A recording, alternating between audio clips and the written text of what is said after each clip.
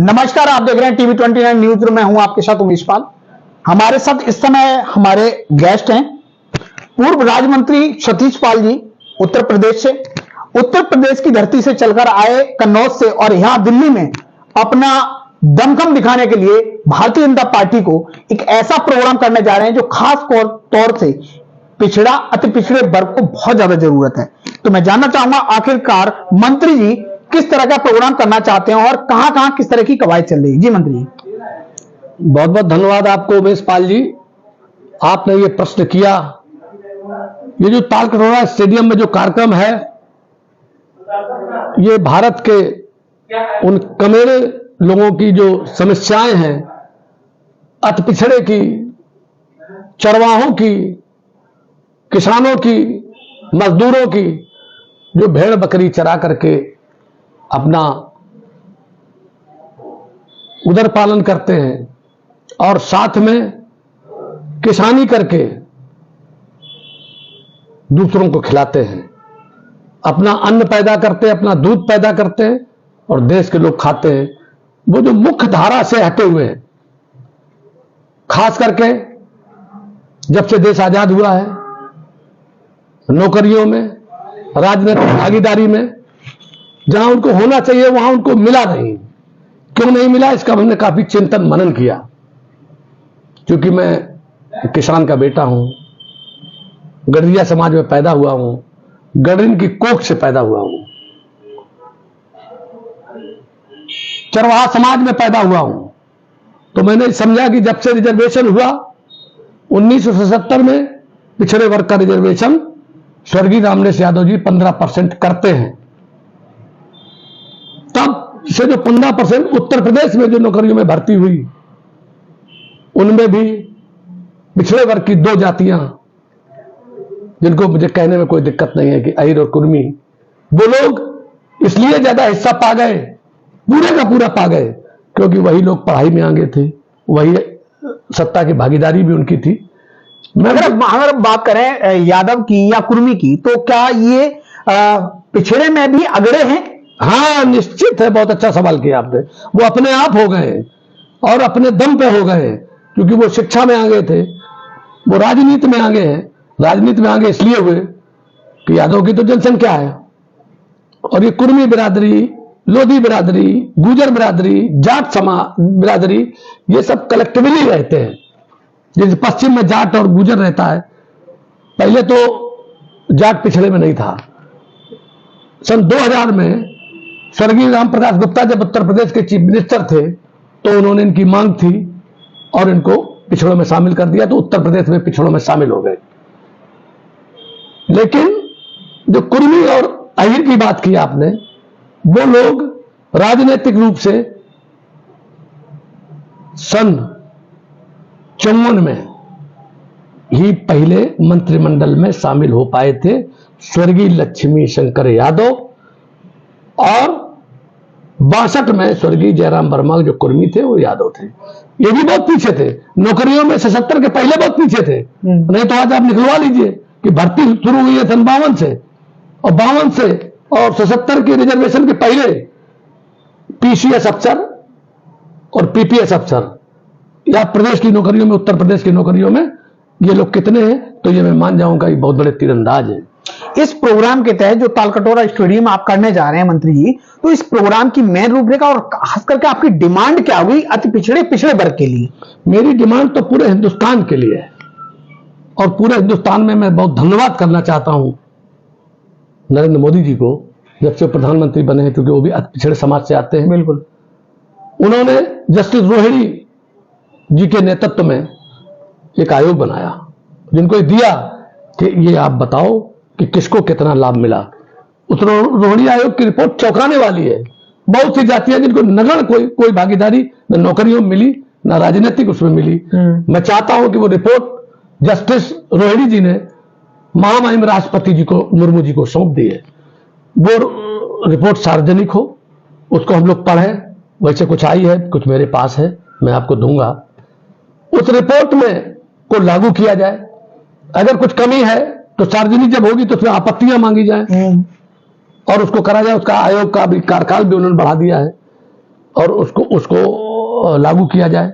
इसके पहले भी 1974 में स्वर्गीय हेमवती नंदन बहुगुणा ने अत्यंत पिछड़ा वर्ग आयोग बनाया था, जिसमें जिसके अध्यक्ष स्वर्गीय छेदीलाल साथी थे, जो कहार बिरादरी थे, कश्यप समाज से थे और लखनऊ के हाईकोर्ट की बेंच में वकालत करते थे, विधान परिषद के सदस्य भी थे।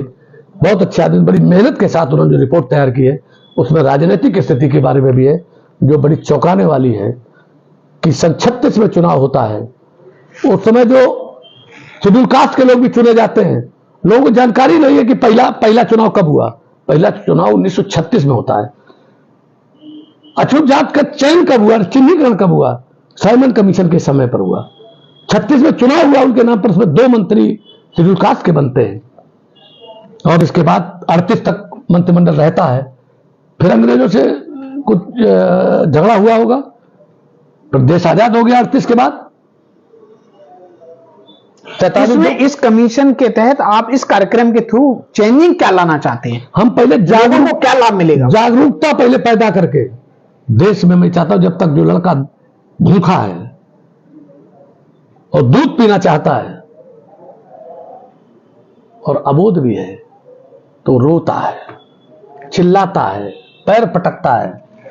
ये जो सोया हुआ समाज है, जो अबोध समाज है, उसको मैं ताल कटोरा स्टेडियम में मैं चाहता हूं कि वो जागरूकता पैदा करके और पहले मांगे, अपने हकों को जाने और मांगे। सो रहा है, मैं उनका बेटा हूं, मैं आज पिछड़ा नहीं हूं, मैं पिछड़ा नहीं हूं, लेकिन मैं उनका बेटा जरूर हूं और बिरादरी में पैदा हुआ हूं। इसलिए जिसे न निज देश और जाति का अभिमान है, वो नर नहीं नर पशु निरा और मृतक समान है। आपने कहा जिस तरह से कि जो लोग पिछड़े हैं, तो अगर हम पिछड़ों की बात करें तो हमारा देश का प्रधानमंत्री भी पिछड़े में आते हैं। फिर हम लोग कहां पर पीछे हैं, आखिरकार किनको जरूरत है? एक तरफ से ये बात, दूसरा ये कि लोग कहते हैं कि आर्थिक स्थिति के आधार पर आरक्षण मिलना चाहिए। क्या आप इससे सहमत हैं? देखिए, आर्थिक स्थिति जो जाति के आधार पर होकर के फिर उनकी आर्थिक स्थिति को करें, ये बहुत अच्छा सवाल आपका है। और उसमें मोस्ट बैकवर्ड क्लास, अति पिछड़ा समाज में ईडब्ल्यूएस लागू हो और उनको आर्थिक रूप से उसमें किया जाए। जैसे सवर्णों में ईडब्ल्यूएस लागू हो गया है, वैसे इसमें भी हो। अगर हम जनरल की बात करें तो जनरल को 10% जो लागू हुआ है, वो मुझे लगता है कि दिल्ली में ही नहीं पूरे देश में, और 80 से 90% लोग उसका लाभ उठा रहे हैं। लेकिन अगर यह देखा जाए कि पिछड़ा और अति पिछड़े वर्ग की अगर हम बात करें तो ये बरसों से चला आ रहा है, लेकिन इसका लाभ कुछ चंद लोग ही उठाते हैं। जो वाकई गरीब है, जो वाकई पिछड़ा है, जो वाकई आर्थिक स्थिति में कमजोर है, उसको लाभ नहीं मिलता, उसको एडमिशन नहीं मिलता, उसको नौकरियां नहीं मिलती। क्या लड़ाई सतीश पाल उनकी लड़ रहे हैं? निश्चित लड़ रहे, लड़ेंगे। और ये बहुत सही बात है कि आखिरी छोर पर जो व्यक्ति है, स्वर्गीय दीनदयाल उपाध्याय जी ने कहा कि जो अंतिम छोर का व्यक्ति है, अंत्योदय का, उसको मिलना चाहिए। ये उन वर्गों में भी अंतिम व्यक्ति को पहले मिलना चाहिए। क्या बीजेपी से ओबीसी, एसटी, एससी को लाभ मिल रहा है? हाँ, मिल रहा है। किस तरह से? तमाम इस तरीके के जो अनाज बट रहा, तमाम योजनाएं हैं। प्रधानमंत्री जो विश्वकर्मा योजना है, असंगठित क्षेत्र के श्रमिक वर्ग के लिए जो उन्होंने किया है, ये बहुत सी चीजें हैं। उसी का तो परिणाम है जो 3 स्टेट में स्वीप कर गई। जब से नरेंद्र मोदी जी प्राइम मिनिस्टर बने हैं, देखिए जो आदमी प्लेटफॉर्म से पार्लियामेंट आया, सतीश पाल भी गांव से यहां तक आए। गांव में भी बहुत वैसी पोजीशन में, क्योंकि मुझे मेरे पिताजी और हम सब लोग बहुत बड़े उससे परिवार से नहीं थे, मतलब पैसे वाले नहीं थे, तो आज यहां तक आए तो उससे तजुर्बा ज्यादा होता है। उसके तहत वो सब उस वर्ग को दे रहे, चाहे नारी हो, चाहे किसान हो, चाहे मजदूर हो, किसान सम्मान निधि हो, इत्यादि। वो बहुत से काम जो कर रहे हैं वो निश्चित तौर पर मिल रहा है। तो आपको लगता है कि बीजेपी में ओबीसी, एससी, अति पिछड़ा वर्ग और पिछड़ा वर्ग जो है वो लाभान्वित हो रहा है? लाभान्वित हो रहा है आर्थिक स्थिति से, थोड़ा सा हो गई, लेकिन राजनीतिक लाभ कतई नहीं हो रहा है। बिल्कुल, बस बिल्कुल आप सही कह रहे हैं कि राजनीतिक तरीके से देखा जाए तो, लेकिन राजनीति में कुछ लोग जो हैं पिछड़े, वो सिर्फ और सिर्फ वही लोग, चंद लोग मनाए जा रहे हैं। आपको एक चीज ऐसी बताना चाहता हूं उमेश जी कि आप दंग रह जाएंगे। उत्तर प्रदेश में एक भी गडरिया सांसद नहीं है। आपको जानना पड़ेगा, 80 में से आउट ऑफ 80, और इतनी बड़ी आबादी, सामाजिक न्याय समिति की जो रिपोर्ट, इनको आप एसपी सिंह बघेल को क्या मानते हैं? वो तो शेड्यूल कास्ट सीट से है भाई। शेड्यूल कास्ट हम लोग को थोड़ा, गड़रिया शेड्यूल कास्ट को थोड़ा। वो तो दोनों तरफ लाभ ले रहे हैं, वो इधर भी लाभ लेते हैं, ओबीसी का भी और एससी का भी। मैं उनके बारे में कोई कमेंट इसलिए नहीं करना चाहता कि विवादित बयान में कोई देना नहीं चाहता। एसपी सिंह बघेल धनगर के सर्टिफिकेट पे मंत्री, कैबिनेट मंत्री, आज जो है स्वास्थ्य मंत्री है, राज्य मंत्री। अब अभी तक उन्होंने आखिरकार ये वाला मुद्दा, और कानून मंत्री भी रहे, विधि कानून मंत्री अभी जस्ट हटे, ये मुद्दा धनगर वाला क्यों नहीं हल हुआ? अब वो जाने, ये उनका काम है, उनका काम। मैं कोई विवादित बात इसलिए नहीं करना चाहता। मैं तो एक ही बात कहता हूं कि गड़रिया दुनिया की सर्वोच्च जाति है और चरवाहा समाज है, और चरवाहा समाज में जो क्रिश्चियन ईसाई के प्रवर्तक, वो भेड़ बकरी चराते थे, ईसा मसीह जी। इस्लाम के प्रवर्तक, इस्लाम के जो पैगंबर हैं मोहम्मद साहब, वो भेड़ बकरी चराते थे। और हमारे जो सनातन धर्म में है वो भगवान कृष्ण, वो भी गाय चराते थे, गौवें चराते थे, ग्वालों के साथ चराते थे। तो जो लोग चरवाहा, उसको, वो जब जंगल में रहता है तो उसको सिद्धि प्राप्त हो जाती है, क्योंकि प्रकृति के डायरेक्ट संबंध में रहता है, उनके संपर्क में रहता है। इसलिए जो लोग गरीबों की बात करेगा, आज नरेंद्र मोदी जी गरीबों की बात कर रहे हैं, इसलिए वो ऊपर चढ़ते चले जा रहे हैं। और जो शोषण करेंगे, जिनका जो बेईमानी करेंगे, गलत तरीके से सत्ता प्राप्त करेंगे, गलत तरीके से बेईमानी से कभी यहां कभी वहां, कोई ये सर्टिफिकेट कभी वो सर्टिफिकेट, तो निश्चित तौर पर नीचे जाएंगे। लिख लेना आप उमेश जी, मैं आपको इतनी बात कर रहा हूं। दिल्ली के लिए आप बहुत बड़ा, दिल्ली में प्रोग्राम कर रहे हैं तालकटोरा स्टेडियम में, और दिल्ली में बहुत बड़ा एक मुद्दा है ओबीसी सर्टिफिकेट को लेकर। मैं आपकी नजर में थोड़ा डाल देता हूं, कल इस पे आप प्रकाश डालिएगा। ये 93 का प्रूफ मांगते हैं दिल्ली ओबीसी सर्टिफिकेट के लिए दिल्ली सरकार, जो कि विगत कई वर्षों से इसकी लड़ाई लड़ी जा रही है। अभी तक किसी सरकार ने इसके लिए कोई कदम नहीं उठाया।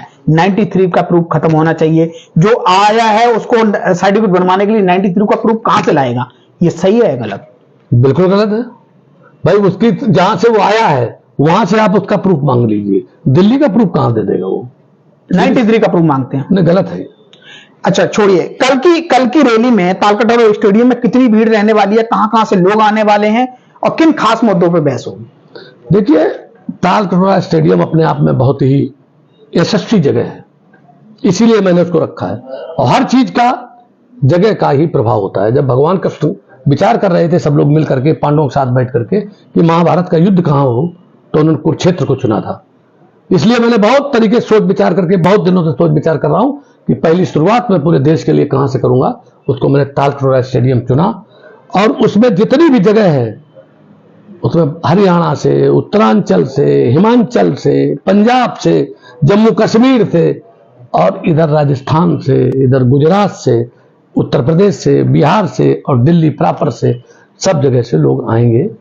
और आप देखेंगे कि खचाखच भरा होगा, और बाकायदे उसमें सारे प्रस्ताव रखे जाएंगे, और अति पिछड़े पर भी रणनीति बनाई जाएगी, और कैसे गड़रिया समाज ये एक हो, इसमें धनगर नीकर का कोई फर्क नहीं है। जो लोग करते हैं वो गड़रिया के कतई शुभचिंतक नहीं है। इसलिए हम तो ये चाहेंगे कि गड़रिया पूरे ओबीसी समाज की, पूरे अति पिछड़ों की और सब समाज की न्याय की लड़ाई लड़े। और हिंदुस्तान भेड़िया दसान है, और वो अपना चरवाहे के रूप में सब लोगों की वो करे। और बाइबल का ध्येय वाक्य है कि यीशु हमारा गड़रिया है, हम सब भेड़ हैं। जैसे यीशु, हम लोग जैसे भेड़ का ध्यान रखते हैं, उसी तरीके से यीशु हमारा भी ध्यान रखता है।